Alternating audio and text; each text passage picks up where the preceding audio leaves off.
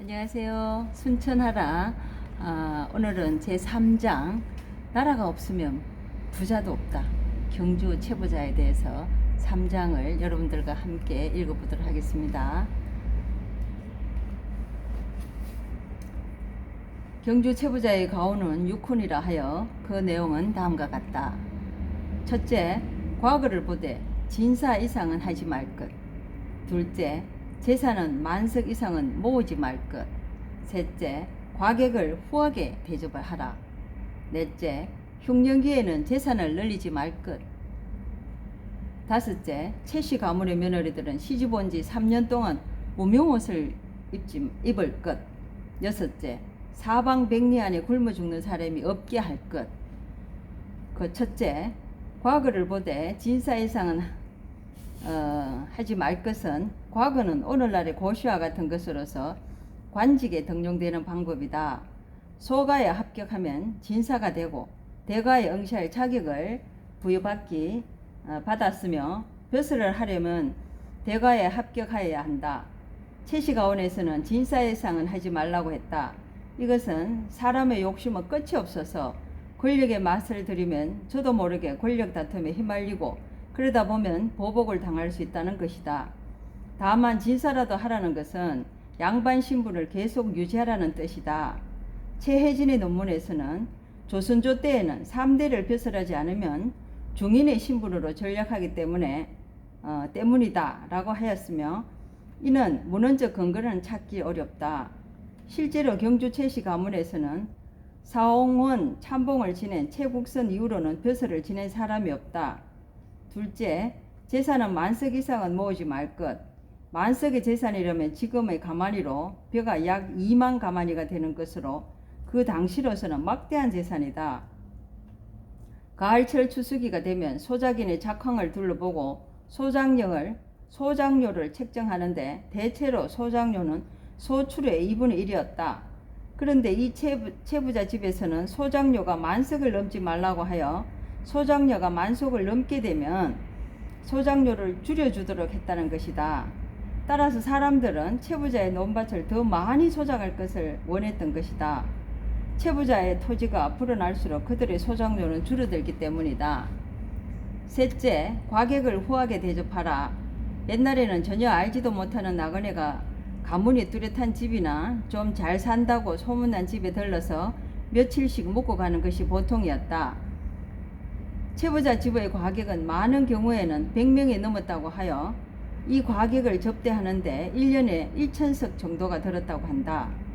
그런데 이 과객들은 대체로 지식인들이었고 세상 물정이나 인심과 지방의 사정을 살피면서 이곳저곳으로 서로 소식을 전해주는 역할을 하였던 것이다. 채부자는 이러한 과객을 통하여 타 지방의 정보를 얻고 이들 과객을 통하여 지식인들과의 교류와 함께 채부자의 인심을 널리 알리는 홍보 역할을 하였다고 볼 수 있다. 넷째, 흉년기에는 재산을 늘리지 말 것. 당시에는 심한 흉년이 들었을 때나 뜻밖의 재앙을 당했을 때에는 상값으로 땅을 팔려고 내놓은 사람이 많았으므로 쉽게 재산을 증식할 수 있었다. 그러나 채부자 집에서는 이러한 어려운 사람들의 약점을 이용해서 재산을 늘리지 말라고 했다. 다섯째, 채씨 가문의 며느리들은 시집 온 지 3년 동안 무명옷을 입을 것. 아무리 재산이 많더라도 건금절약하지 않으면 그 재산을 지탱하지 못한다. 집안의 살림은 여자가 살기 때문에 낭비하기 쉽게 되니 건금절약을 익히게 하기 위한 것이다. 그 예로서 한 부인은 무명옷을 깊고 기워서 그 치마가 한 짐이 되어 큰 가마솥에 한 솥이 되었다는 일화도 있다. 여섯째, 사방백리 안에 굶어 죽는 사람이 없게 할 것. 이 가오는 또한 인심을 잃지 말고 이웃을 돌보라는 교훈이다. 경주에서 사방백리라 하면 동으로는 간포, 동해안 일대에서 서로는 영천, 북으로는 포항, 남으로는 울산까지를 포괄하는 넓은 영역이 된다. 자기 집이 명색이 부자인데 굶어 죽는 사람이 주위에 있다면 세상 사람들은 모두 그를 욕하게 될 것이니 이웃을 돌볼 줄 아는 사회적 책임의식을 강조한 교훈이라 볼 수 있다. 이러한 가오는 딱히 누가 설정했는지에 대한 구체적인 내용은 알 수 없으나 정무공, 최진립 이후에 최동량, 최국선 등 몇 대에 걸쳐 완성되어 가전되어 온 것이라고 유추해 볼 수 있다. 경주 최부자의 부는 정무공 최진립의 청렴한 선비 정신과 투철한 국가 간에 의한 충절과 예민 정신을 바탕으로 하여 후대의 여러 자손들이 누대에 걸쳐 형성한 것으로 볼 수 있으며 무수한 빈민구제를 통하여 재산의 사회적 환원을 이루어낸 훌륭한 모범적 부자라고 할 수 있다.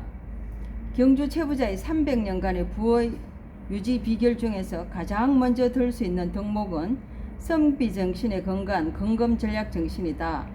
이는 최부자 가문에서 면면이 이어오는 청백리 정신이 그 바탕에 되어 있다고 할 수 있다.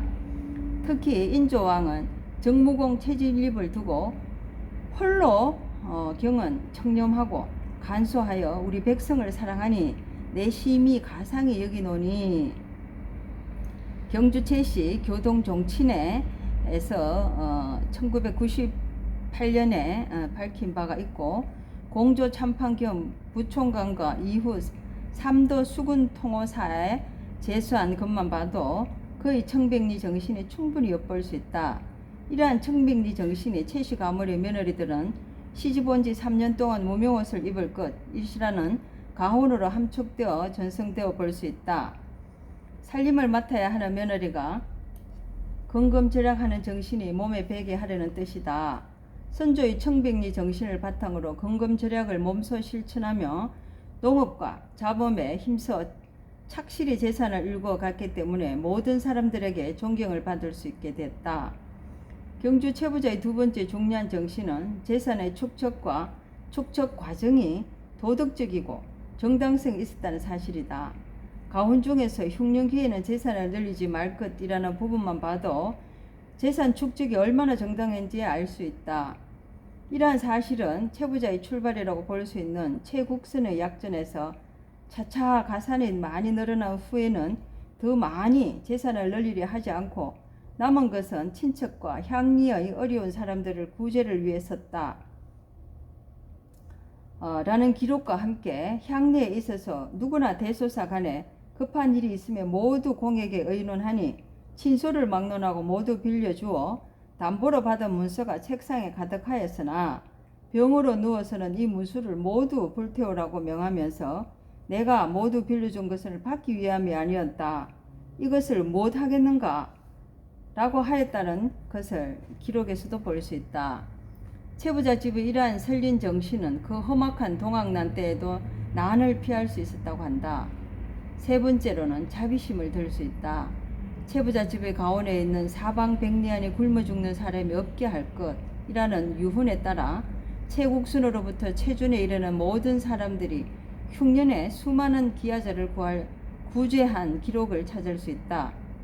끝으로 최부자 집의 가오는 철저한 애국심으로 나타났다. 마지막 부자인 최준은 기아자를 구하는 일에서 한 걸음 더 나아가 국가가 위급한 상황에서 조국을 구하기 위해 자신의 재산을 아낌없이 투자했다. 이러한 사실은 독립투사인 백산 안희재와 협력하여 백산상회를 설립하고 막대한 재산을 당시의 임시정부의 독립운동 자금으로 보낸 사실로도 알 수 있으며 이것은 임진정류의 양난과 병자호란을 거쳐 이름을 떨친 정무공 최진립 선조의 높은 충절을 이어받는 것이라 할 수 있다. 최준은 또 해방 이후 대구 종로통의 약정 골목에 을류야급 회사를 설립하였으며 국가 발전의 초석을 다지기 위한 인재 양성의 필요성을 절감하고 대학 설립을 계획하여 1947년 3월 밀립 대구대학 현재 청구대학과 통합하여 현재 영남대학교가 됩니다. 대학교를 설립하고 그의 전 재산과 귀중한 서책을 이 재단에 기탁함으로써 최부자의 마지막을 정리하고 1970년 87세를 일기로 운명하여 10대 최부자를 마감했다. 나라가 없으면 부자도 없다. 우리나라에서 노블레스 오블리주 하면 바로 떠오르는 두 분이 있다. 유한양핵의 설립자이신 유일한 박사와 사방백리 안에 굶어 죽는 사람이 없게 하라는 경주 채부잣집이다. 그 중에서도 특히 경주 채부잣집은 수백 년 동안 가오로로 내려오면서 경주 채부잣집의 시조라고 할 수 있는 최진립 장군에게서 시작해 채부잣집의 마지막 부자라고 할 수 있는 최준 선생에 이르기까지 300년 이상을 러블레스 어블리즈를 실천하고 있는 집안이 우리나라에도 있다. 참 존경스러운 경이로운 가문이다. 아마 서양에서도 이런 가문을 찾기는 쉽지 않을 것 같다. 채부잣집의 특징은 국가와 민족이 필요로 할 때 아낌없이 주는 헌신적 정신이라고 할 수 있다.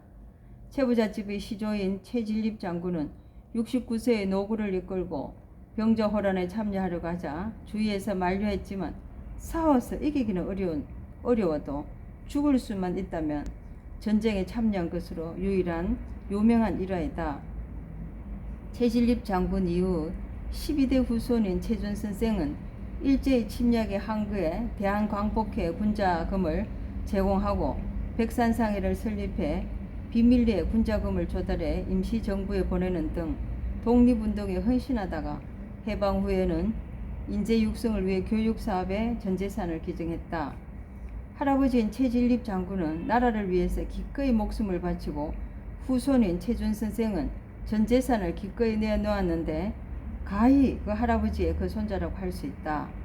국가와 국민을 위해 목숨과 전재산을 내어준 경주 채부잣집은 부와 명예는 얻었지만 세상의 비난을 받는 정치인과 기업인에게 좋은 기감이 될 수 있다. 사람들은 그들이 가진 부와 명예를 어디에 어떻게 쓰는 것이 고귀하고 정말 필요한지에 대해 모를 리는 없다. 그러나 부는 가질수록 더 가지고 싶고 지위는 높아질수록 더 오르고 싶다고 했다. 그래서 부와 지위를 내려놓고 고귀한 실천을 행하는 분들이 드문 세상이다. 최준 선생 이후 경주 채부잣집은 더 이상 부자가 아니다. 가진 전 재산을 주었으니 더 이상 주려고 해도 줄 것이 없다. 그렇지만 그들이 보여준 삶은 아직까지도 우리에게는 많은 것을 가르쳐 주고 있으니 아마도 채부잣집은 우리 국민들의 마음속에 영원히 채부잣집으로 남을 것 같다. 여러분도 채부잣집처럼 같이 한번 살아볼까요? 고맙습니다.